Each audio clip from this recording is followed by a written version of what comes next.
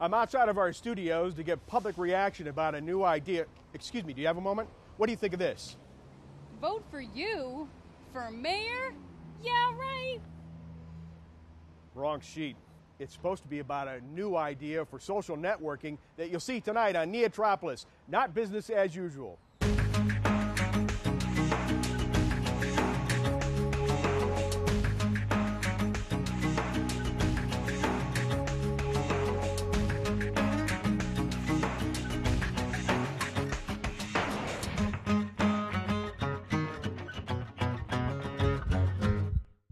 Welcome to NEOtropolis. We are not business as usual. Hi, I'm your host, Jim Evans.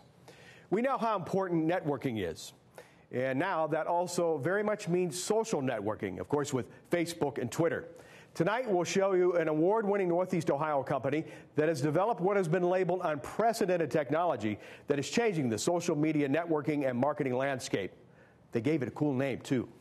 We'll click you on that in a few moments, but as we first like to do, we'll take a look at regional business news from the NEOtropolis Good Business News Aggregator. This is the Good Business News along the I-77 corridor for the week of June 6th. Tuesday's Cleveland Plain Dealer business section reports that Cleveland-based real estate company Forest City Enterprises Incorporated reported first quarter profits ending April 30th compared to a net loss in the same time period a year ago, and as a result are optimistic about the future real estate market. Tuesday's Akron Beacon Journal business section reports that AT&T's Akron Data Center, one of 9 facilities in the United States, will become more competitive for investments if the proposed purchase of T-Mobile by AT&T goes forward. In the last 4 years, AT&T's data growth has been 8,000%. All text messages and mobile data for AT&T's customers in Ohio are sent to the East Coast through the Akron facility. Wednesday's Cleveland Plain Dealer business section reports that Akron-based First Energy Corporation restarted its Perry nuclear power plant following a 7-week maintenance and refueling shutdown. The facility is expected to reach full power within a few days. Wednesday's Akron Beacon Journal and Thursday's Cleveland Plain Dealer business sections report that Los Angeles-based call center company VXI Global Solutions Incorporated will locate an office in the former Kaufman's retail store at the Canton Center. According to the Ohio Department of Development, VXI Global Solutions will hire 966 full-time employees within 3 years and will generate $21.8 million in new annual payroll. The company currently has 10 call centers, including locations in Los Angeles, Youngstown, and Lubbock, Texas. Also, Wednesday's Akron Beacon Journal business section reports that Cleveland-based economic development organization Entrepreneurs for Sustainability, or E4S, that suspended operations due to the Great Recession, will relaunch in Akron thanks to a grant from the Knight Foundation. E4S aims to help businesses, small and large, not-for-profit and for-profit, begin or advance their sustainability strategies. Wednesday's Kent Record Courier Life and Times section reports that Kent City Planning Commission approved a site plan for a plaza and mixed-use building in the downtown area. The development, called Acorn Alley 2, was originally set to open this fall, but weather conditions have delayed construction. This is the Good Business News along the I-77 corridor for this week. NEOtropolis is your source for good business news. Recently, many people have had that pain at the pump experience. Not good. No such problem, however, with Twit Pump, which can be a very good experience for many people. Not sure what that is? We'll engage you in that in just a few moments. Right now, we spend some important time with our content partner, the Business Journal. It's time for the Weekly Buzz. I'm Stacia Erdis with the Business Journal Weekly Buzz for Youngstown and the Mahoning Valley. Some of the leading government and industry experts from around the country met at Youngstown State University this week for the 3rd Annual Sustainable Energy Forum.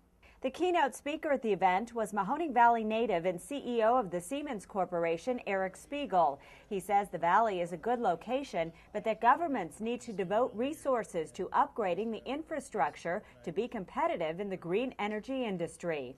We look for a good infrastructure, good highway, airports, access to ports for exporting and things. So I think the greater Youngstown, Pittsburgh, Cleveland area is a transportation hub. Topics at the forum included oil and gas exploration in the Marcellus and Utica shales and more aggressive efforts in solar and wind power, which could mean thousands of jobs for Ohioans. Catherine Klaber, the president of the Marcellus Shale Coalition, says there are a lot of supply chain opportunities. From steel companies right here in Youngstown, their growth, to the whole network of drilling support functions. More than 300 solar flex racks are being used for the construction of Whitewater Solar Farm in eastern Ontario. Northern States Metals, headquartered in Youngstown, opened an office in Ontario last May. The company says the solar flex rack was chosen because of its speed of installation. Youngstown State University is raising its tuition for the next academic year. The 3.5% increase approved by the Finance and Facilities Committee of the YSU Board of Trustees is due in part to a 15%, $7.2 million reduction in state funding. It will set tuition at $3,726 a semester for full-time undergraduate students living in Ohio, or more than $7,400 a year. It's still the lowest tuition among the state's 11 largest public universities and $1,600 below the statewide average. YSU is projecting a deficit of $9.5 million for fiscal 2012. The increase will generate about $3.2 million. And for you Daily Buzz viewers, we want to let you know there's now an app for that. The Business Journal has unveiled its new app, designated with a solid white capital B and green dollar sign, that can now be downloaded to your iPhone and iPad for free. You can easily check out the current Daily Buzz, past webcasts, as well as our 3 Minutes with interviews with the touch of your fingers. An app for the Droid is coming soon. Be sure to download the new iPhone app and watch the Buzz on the go. And those are this week's headlines. Be sure to check out the Buzz newscast every business day online at businessjournaldaily.com. I'm Stacia Urtis. We'll see you next week. And now it's time for a NEOtropolis fact. Did you know that Northeast Ohio research institutions are recipients of $500 million in federal and industry awards? As social networking continues to evolve and grow at a rapid pace, so do innovations on marketing for businesses and actually anyone to further engage their audiences. And a unique company in Cleveland is ahead of the curve in this regard. Comet Technologies specializes in social network plug-in technology and live mobile transmission. They've just launched a new vehicle that will greatly enhance this capability with TwitPump. Ask for it by name at your local online grocer. Sarah Taylor had the opportunity to find out more and shows us what it's all about. A few years ago, news organizations debuted a new technology. If a reporter was out on the scene and a camera wasn't available, they could use a cell phone sending video that could go right to air.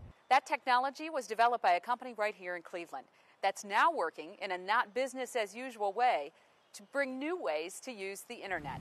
Нет, ты можешь так говорить, я должен в основном говорить, конечно. In the small office of Comet Technologies, one of the first unusual things you notice is that English is not the only language spoken here.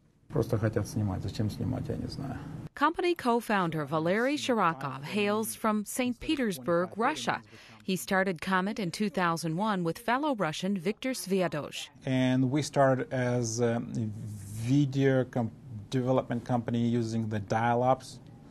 And that's basically something new for me, at least, was. And we have mathematicians on staff who's been working on this new cool technology, and we try to basically push the video over a dial-up network, and we kind of were successful at it. Valery had come to the U.S. in 1992 for a job in Cleveland. He helped develop web infrastructure for large companies like Parker Hannifin. Today, as Chief Technology Officer for Comet, he directs a group of Russian mathematicians and software engineers at Comet's research and development subsidiary in St. Petersburg. How does he manage a staff that's half a world away? Skype and emails or any other instant messaging tools, whatever is available to us. We sharing our desktops. We have online management tools. Sometimes I feel like they're next door to me. He has an earphone which he will talk to people, and he also has an instant messaging, and he also has the websites in front of him. So between the combination of the three, it's like mission control, where you manage multiple people with like a 24-hour objective. So he's got these 5 people, and he's all interacting, and it's like he's a conductor. and he's conducting using as if they're the musicians, and he'll talk, he'll listen, he'll have a word. He does a great job of it. Howard Becker is Comet's CEO. He was working as a consultant to tech companies when he met Valeri and Victor at a trade show. He joined their company in 2005. My specialty is developing, taking great technology and turning it into something that people will pay for. Becker has turned Comet's efforts toward the world of social media and the internet, expanding on its technology that allowed video streaming over dial-up connections. Comet has developed a product it calls TwitPump. Here's how TwitPump can make you money. Let's use rockstar Zach Wild's Black Label Order website as an example. It's marketing it toward celebrities with websites. The TwitPump product is a software plug-in that goes into websites, and a celebrity uses that plug-in on their website, and what the celebrity gets out of it is they get to manage their social networking from it. And the advantage of TwitPump is that it'll bring more users to the celebrity's website, plus it helps the celebrity control a little more of their branding and as well their intellectual property. So the bottom line tends to be the bottom line, which the celebrity earns more money from it. While he's not familiar with Comet Technologies, the head of Northeast Ohio Software Association believes the company's focus is in the right place. Well, I tell you, social media is red hot, and it's not showing any signs of cooling at this point. Brad Nellis says his association works to support IT or information technology companies in the region, and there are many. It's really quite vibrant, and probably surprisingly so for most people. It's a little bit under the radar. It's not a huge industry in Northeast Ohio, and they're typically very small. Highland Software is a name most people know. They have about 1,100 employees. After that, it drops down pretty quickly, down to a few hundred, maybe 400 or 500, and then down to a couple of hundred, then quickly down to 50, 20, and 10 employees. The industry's done really well, though, in the last year or so. It kind of had to struggle, as most companies did, or most industries did in the last 2 years of the recession, but by and large, it's doing really well. Neosa counts 900 companies, most of them small, like Comet, as members. He says that's on par with other areas of similar size, but he hopes to see that number grow. Tech looks like it's doing really well. My take on it right now, I give presentations to college students and so forth to try and make sure that they stick around. The industry is doing very well. Not quite great yet, but it's doing very well, and we're really hopeful that 2011 will be a very strong year for it. So hiring is way up. At fourth quarter, 74% of companies were hiring right then, the highest we've seen in 5 years. 58% of companies were adding staff. So my message to anybody watching this is it's a great time to be in tech in Northeast Ohio. For its part, Comet has secured the backing of angel investors who believe in the abilities of its co-founders. Comet's initial video distribution products were very successful. While the company's not currently turning a profit, CEO Becker says they expect to soon. Right now, the objective is to take investment, allocate the resources towards the development and moving forward. And if you look at the broad bottom line, like any startup, it's at any given time, it's more in the red than in the black. But our projection is that in the next 6 months, it'll definitively be in the black. And that's not relying solely on TwitPump. Following its debut, Comet released a new website called Sportador. That is a website for sports fans. And what it does is allows a sports fan to know instantaneously what everybody in the world is saying about their favorite team or their favorite player. Becker explains the technology Comet developed to call through the 3 million messages sent about a team or player at any given time. We send our robots out throughout the internet. We know about for example, the Cleveland Indians. We have special words associated with them. And we have filters that help us know, help us prioritize what those messages are. And we also, in addition to the filters, we have some stochastic models, which are probabilistic mathematical algorithms. And what those algorithms do is they predict which are the most interesting to the fans, the ones that the people like the most. And there's just a number of variables that go involved. So we can look at these instantaneous 3 million messages and prioritize them. Comet is using some of its own social media knowledge to get the word out about its new products. So far, I think within the first couple of days, we have about 1,000 people within the first couple of days who are taking a look at it and starting to play with it. Since its R&D team is in Russia, it begs the question. Is the way they use the internet in Russia the same as the way we use it here in America? Actually, for the last probably 3 to 4 years, this kind of goes to the same. Yes, they're using a lot of wireless. There's a lot of high-end devices, and connection got improved by a lot. A lot of people on YouTube, a lot of people now on Twitter, and they're getting on Facebook and the other Russian social networks. Valery says Twitter helps him keep up with technology news. He's very familiar with Facebook, though he doesn't find it as useful. I'm not just social, guy where you're just sending the messages what I'm doing like every 5 seconds. I'm not don't do that. But we know the Twitter and the Facebook inside out because we actually working together with them. TwitPump is meant to bring Facebook and Twitter accounts to a user's own website. So instead of having to make posts to all sites, a person can post on his own site and the message will automatically go to other sites. Something new. I mean, I don't see anything like this in the market yet. It has a mobile aspect, which is for me it's very important because I know the internet moving to mobile, especially the last couple of years. And what we try to bring together the regular desktop environment and web environment and mobile and see where they can actually meet.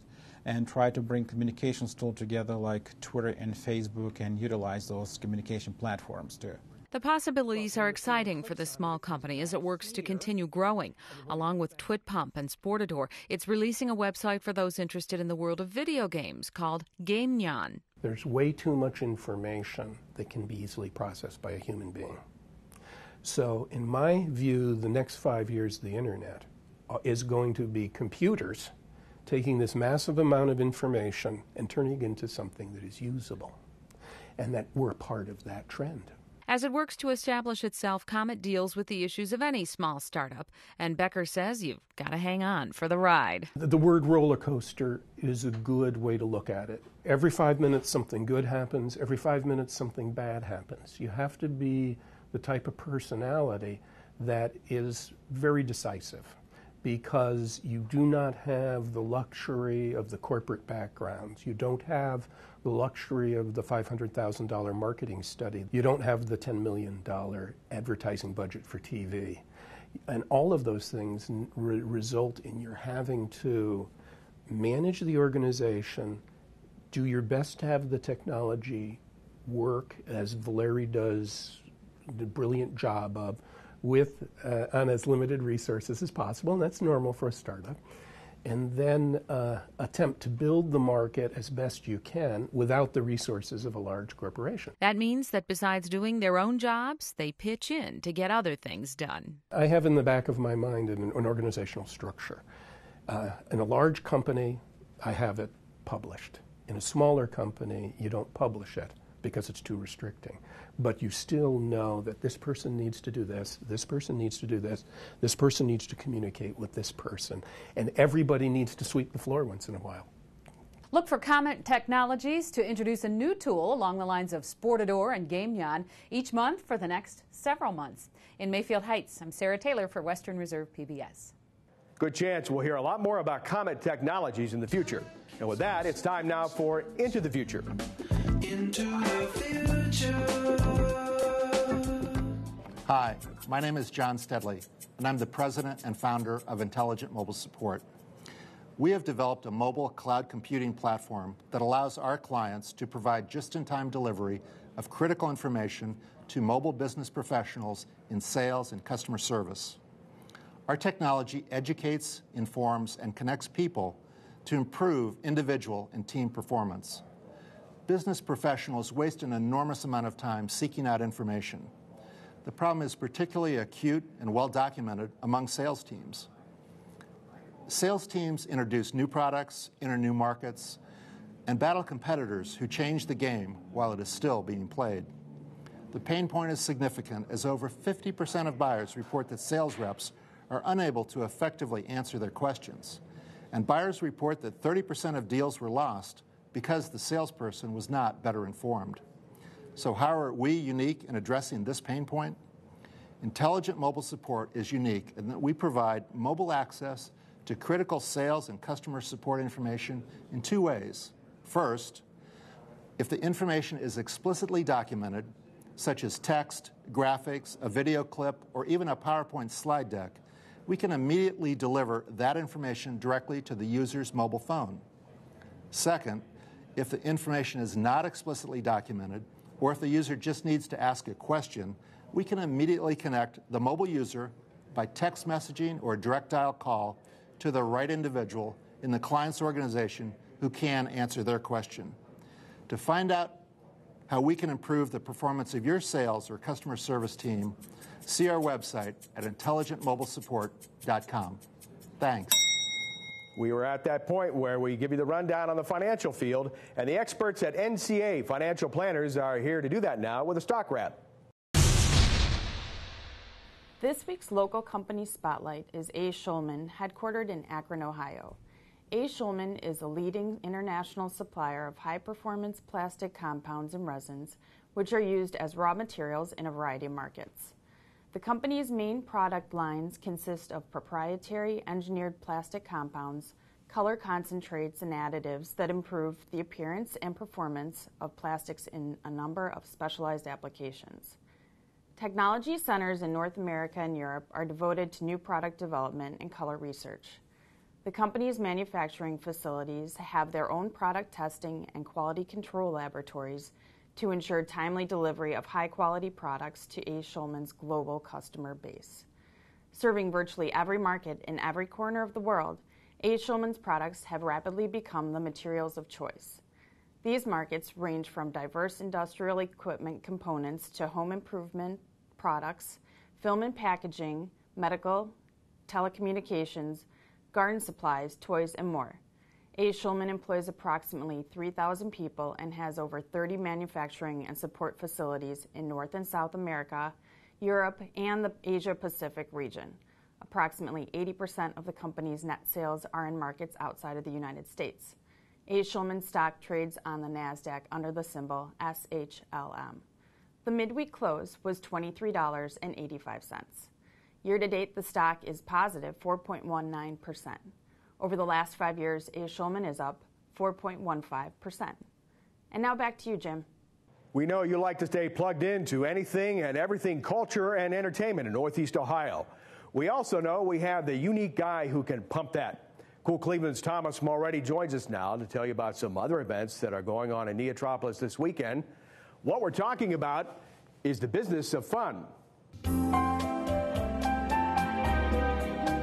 Hey, it's Thomas Mulready from CoolCleveland.com, and this week we want to talk about tea houses in Northeast Ohio. You know, there's been a lot of interest lately in coffee shops and coffee houses, and of course that's grown throughout the country, and we do a lot of roasting of beans here in Northeast Ohio. But something that often gets overlooked is we have some great little tea houses and tea shops throughout the region, and often these places are doing brunch. They'll have pastries, and they have another level of refinement that's a little different than your average coffee shop or coffee house. For example, we're here in Avon in Lorain County at the Vintage House Cafe and Tea Room, but they're really all throughout Northeast Ohio. In South Euclid, for example, Bavarian Tea Studio.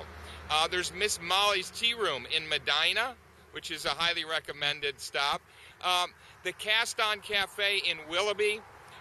Muggs, Wigs, Coffee and Tea in Canton, Clementine's on Columbia Road in Olmsted Falls, Remember When in Kirtland. Don't forget in Lakewood, of course, there's a lot of cafes, Beck Cafe, the Root Cafe, Bella Dubby.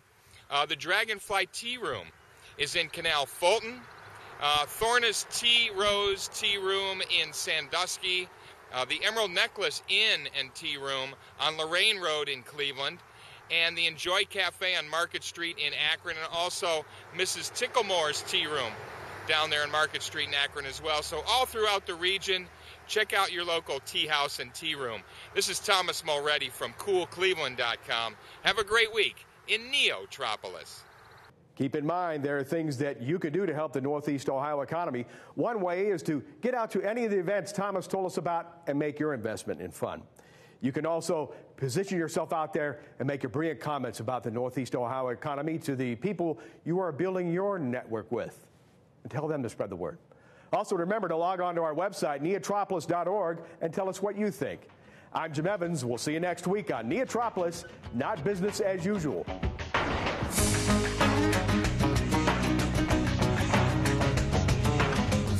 Funding for NEOtropolis has been provided by the Burton D. Morgan Foundation, committed to the free enterprise system. First Place Bank is proud to sponsor NEOtropolis. As a community bank, First Place Bank believes we are only as strong as the communities we serve. Locally owned businesses are the cornerstone of our communities. We concentrate on helping local businesses make the most of their resources through a variety of services delivered with a community banking touch. The Dominion Foundation. JumpStart, working with entrepreneurs to accelerate the growth of their high-potential businesses to create a more prosperous economic future for Northeast Ohio. Youngstown Business Incubator. And NorTech. Next week on NEOtropolis, more buzz, stock wrap, and into the future. Find out who is not doing business as usual. Now stay tuned for Newsnight.